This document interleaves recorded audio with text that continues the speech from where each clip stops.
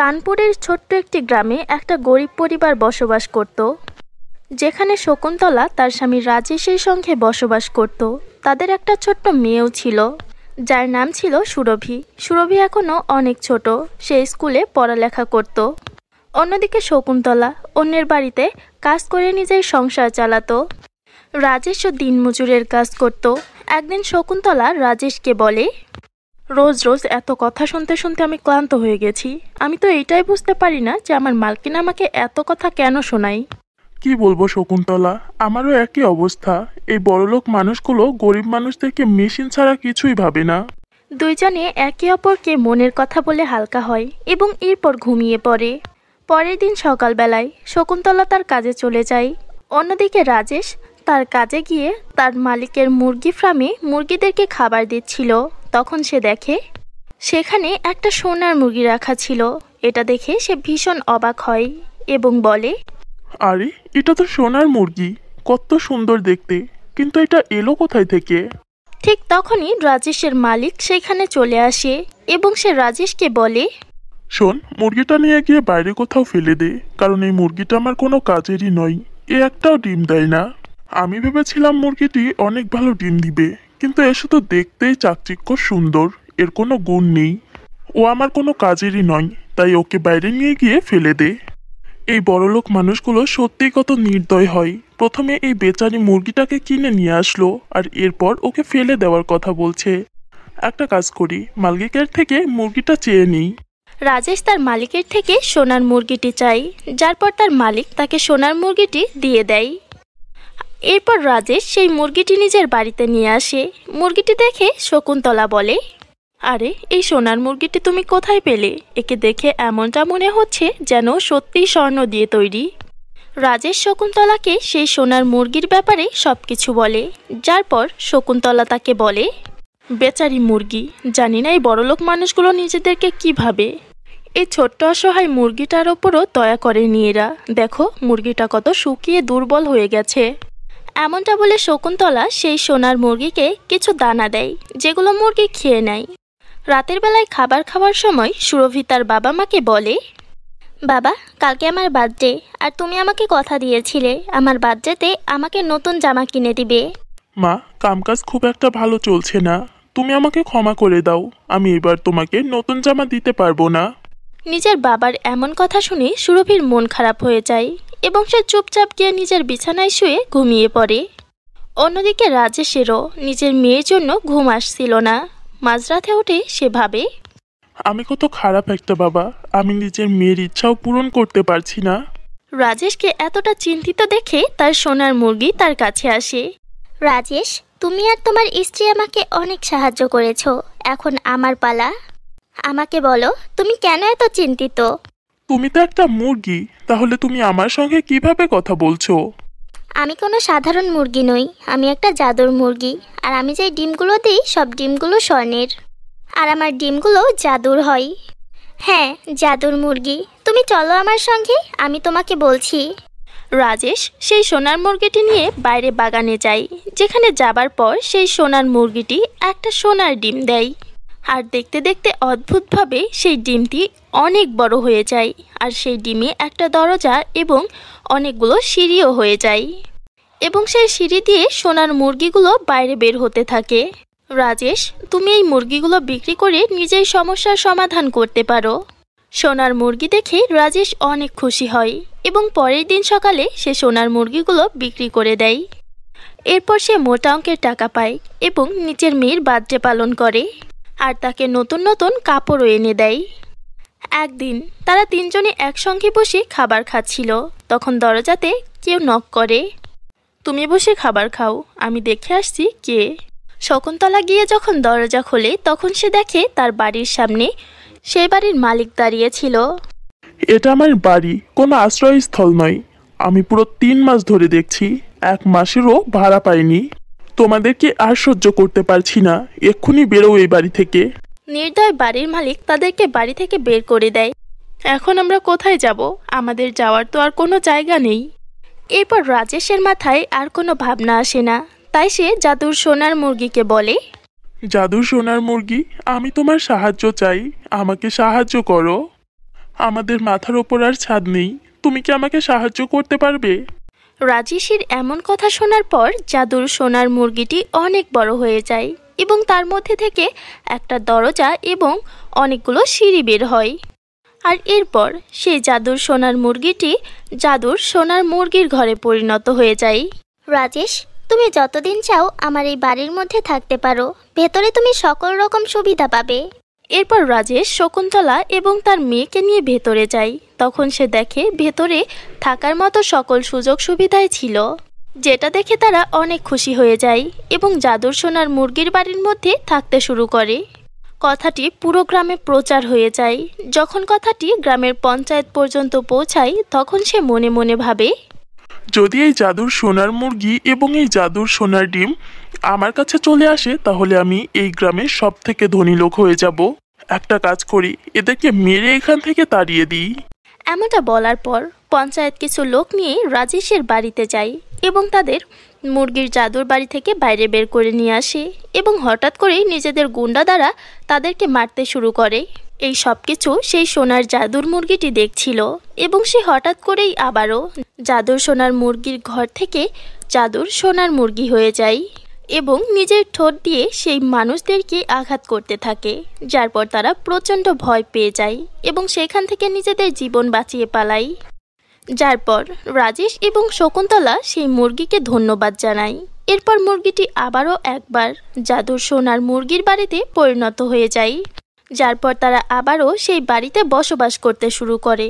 কিন্তু হঠাৎ করেই একদিন যখন সুরভি স্কুল থেকে বাড়িতে ফিরে আসছিল তখন হঠাৎ করেই তার একটা রোড অ্যাক্সিডেন্ট হয়ে যায়, যার পর তাকে ডাক্তারের কাছে নিয়ে যাওয়া হয়। আর ডাক্তার রাজেশকে বলে, অ্যাক্সিডেন্টের কারণে আপনার মেয়ের পায়ের হাড় ভেঙে গেছে, আর ওকে যদি দ্বিতীয়বার নিজের পায়ে দাঁড়াতে দেখতে চান তাহলে ওর অপারেশন করাতে হবে, আর অপারেশন করানোর জন্য পুরো 5 লক্ষ টাকা লাগবে। হি আল্লাহ, এত টাকা আমি কোথায় থেকে নিয়ে আসবো? রাজেশ কিচ্ছু বুঝতে পারছিল না। এরপর সে সোজা জাদুর সোনার মুরগির বাড়ির কাছে চলে যায় এবং তাকে বলে, আমাকে সাহায্য করো জাদুর সোনার মুরগি, আমার মেয়ের অ্যাক্সিডেন্ট হয়ে গেছে। আমাকে সাহায্য করো জাদুর সোনার মুরগি, আমার মেয়ের অ্যাক্সিডেন্ট হয়ে গেছে আর ওর পায়ের হাড় ভেঙে গেছে। এখন যদি ওর ঠিক মতো চিকিৎসা না হয় তাহলে ও কোনোদিনও নিজের পায়ে দাঁড়াতে পারবে না। ডাক্তার বলেছে ওর অপারেশন করানোর জন্য পুরো 5 লক্ষ টাকা লাগবে। এখন আমার 5 লক্ষ টাকার প্রয়োজন। রাজেশ, তুমি চিন্তা করো না, তোমার মেয়ে আবারও নিজের পায়ে দাঁড়াবে। তুমি অনেক ভালো একজন মানুষ, তাই তোমাকে সাহায্য করতে আমার খুব ভালো লাগে। এমনটা বলতেই তার মুখ থেকে সোনার কয়েন বের হতে শুরু করে। রাজেশ, এখন এই সোনাগুলো বিক্রি করে তোমার মেয়ের জন্য টাকা জোগাড় করো। এখনও নিজের পায়ে দাঁড়াতে পারবে, তাড়াতাড়ি গিয়ে ওর চিকিৎসা করাও। রাজেশ এরপর নিজের মেয়ের অপারেশনের ব্যবস্থা করে এবং কিছুদিনের মধ্যেই তার মেয়ে নিজের পায়ে দাঁড়ায় এবং সে আগের মতো আবারও খেলে, লাফায় এবং অনেক আনন্দ করে। আর এখনও রাজেশ, শকুন্তলা এবং তাদের মেয়ে জাদুর সোনার মুরগির বাড়িতেই বসবাস করে। তারা হাসি খুশিতে সেই বাড়িতে বসবাস করত। অনেক দিন আগের কথা, পরীলোকে অনেক ভালো দয়ালু একজন রানীপরী বসবাস করত। রানীপরীর সুন্দর সুন্দর 7 জন মেয়ে ছিল। তাদের 7 জনের নিজেদের রূপ রং নিয়ে প্রচুর অহংকার ছিল। অন্যদিকে নিজেদের রূপ রং নিয়ে তাদের এতটাই অহংকার ছিল যে নিজেদের থেকে বেশি সুন্দর কাউকে তাদের সহ্য হতো না। পরীলোকে যদি কখনো নিজেদের থেকে বেশি সুন্দর কোনো পরীকে দেখত তাহলে নিজেদের জাদু শক্তির দ্বারা তাকে অনেক কুৎসিত বানিয়ে দিত। এমনই একদিন সিন্ড্রেলারা 7 বোন মিলে পরীলোকে ঘোরাফেরা করছিল। হঠাৎ করে তারা একটি বিয়ে বাড়ি দেখতে পায়। এমনটা দেখে তারা বিয়ে বাড়িতে যায়। সেখানে পৌঁছানোর পর তারা বিয়ে দেখছিল। হঠাৎ করেই তারা 7 জনে লক্ষ্য করে যে সেখানে বিয়ের পাত্রী ছিল তাদের থেকেও 1000 গুণে বেশি সুন্দর দেখতে। আর তার সৌন্দর্যতা দেখে তাদের 7 বোনের প্রচুর হিংসা হয়। আরে, এই বউ তো দেখছি একটু বেশি সুন্দর সেজে বসে আছে। আমি তো জানতামই না যে পরীলোকে আমাদের থেকেও বেশি সুন্দর কেউ আছে। হ্যাঁ, তুই ঠিকই বলেছিস, এর সৌন্দর্যতা দেখে আমার রক্ত গরম হয়ে যাচ্ছে। তাহলে আর দেরি কিসের, আমাদের থেকে সুন্দর কেউ এই পরীলোকে থাকবে না।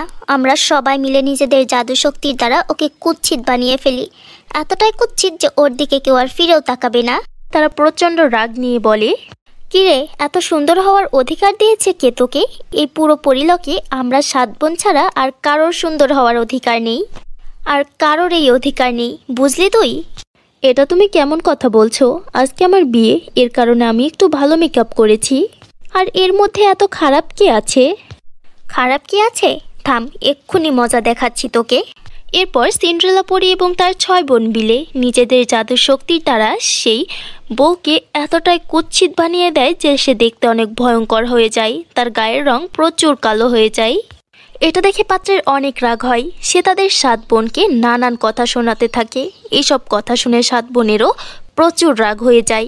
এরপর 7 বোন নিজেদের জাদু শক্তির দ্বারা আবারও সেই পাত্রকেও কুৎসিত বানিয়ে দেয় এবং তারা খুশি হয়ে অনেক জোরে জোরে হাসে, তাদেরকে নিয়ে খুব মজা করে। এরপর সেখান থেকে চলে যায়। পরের দিন পাত্রের মা তার ছেলে এবং বৌমাকে নিয়ে রানীপরীর কাছে এসে এর বিচার দেয়। এই দেখুন রানীপরী, আপনার 7 মেয়ে মিলে আমার ছেলে এবং বৌমার কি অবস্থা করেছে। নিজের মেয়েদের এমন ব্যবহারে রানীপরীর প্রচুর রাগ হয়। তুমি চিন্তা করো না, আমি এক্ষুনি সব কিছু ঠিক করে দিচ্ছি। এরপর রানীপরী পাত্র এবং পাত্রীকে 2টা জাদুর গোলাপ জামুন খেতে দেয়, যেটা খাবার পর তারা দুইজনই আবারও আগের মতো সুন্দর হয়ে যায়। এরপর রানীপরী তার 7 মেয়েকে দরবারে ডাকে এবং তাদেরকে খুব অপমান করে। আজকে তোমরা 7 বোন নিজেদের আচার ব্যবহারে সবার সামনে আমার নাক কেটে ফেলেছ, আমার লজ্জায় মাথা কাটা যাচ্ছে। এবার প্রথম বলে ক্ষমা করে দিচ্ছি, কিন্তু এরপর দ্বিতীয়বার যদি ভুলেও এমন কোনো কাজ হয় তাহলে তোমাদের 7 জনের জন্য আমার থেকে খারাপ আর কেউ হবে না, মনে রেখো। এভাবে রানীপরী তার 7 মেয়েকে সতর্ক করে তাদের মনে একটা ভয় বসানোর চেষ্টা করে, কিন্তু কে শোনে কার কথা? 7 মেয়ে একান দিয়ে কথা শোনে, ওকান দিয়ে কথাগুলো বের করে দেয়। তাদের ওপর এই কথার কোনো প্রভাবই পড়ে না এবং তারা তাদের এই শয়তানি চালিয়ে যেতে থাকে। তাদের মধ্যে কোনো পরিবর্তনই আসে না। এভাবেই একদিন তারা 7 বোন মিলে একসঙ্গে পৃথিবী লোকে আসে বেড়াতে। তারা একটি জঙ্গলের মধ্যে অনেক আনন্দ করছিল এবং ঘোরাফেরা করছিল। তখন হঠাৎ করেই তারা একটি জাদুকর্ণী দেখতে পায়, যে জঙ্গলের মধ্যে একটা গাছের নিচে বসে তপস্যায় মগ্ন ছিল। জাদুকর্ণীকে দেখতে তাদের 7 বোনের মনে শয়তানি কাজ করতে শুরু করে। মনে হচ্ছে এই জাদুকর্ণী আন্টি অনেক কয়েক বছর ধরে এখানে এভাবেই বসে আছে। চলো এনাকে একটু ঠান্ডা ঠান্ডা বাতাস খাওয়াই। এরপর 7 জন পরিবোন নিজেদের শয়তানি জাদু শক্তির দ্বারা সেই জাদুকর্ণীকে বাতাসে উড়িয়ে পাশে থাকা নদীর ঠান্ডা পানির মধ্যে চুবিয়ে দেয়। তখন হঠাৎ করে সেই জাদুকর্ণীর ধ্যান ভঙ্গ হয়ে যায় এবং সে সেই ঠান্ডা পানির মধ্যে ছটফট করতে শুরু করে। এমন দৃশ্য দেখে তাদের 7 বোনের প্রচণ্ড মজা লাগে। তারা অনেক আনন্দ করছিল এটা দেখে, তারা অনেক জোরে জোরে হাসতে শুরু করে। আচ্ছা, তো তোমরা 7 বোন মিলে এমনটা করেছো? আমার এত বছরের এমন পরিশ্রম তপস্যা ভঙ্গ করে তোমরা 7 বোন অনেক বড় অপরাধ করে ফেলেছো। এখন আমি তোমাদের সবাইকে এই কাজের শাস্তি দিব।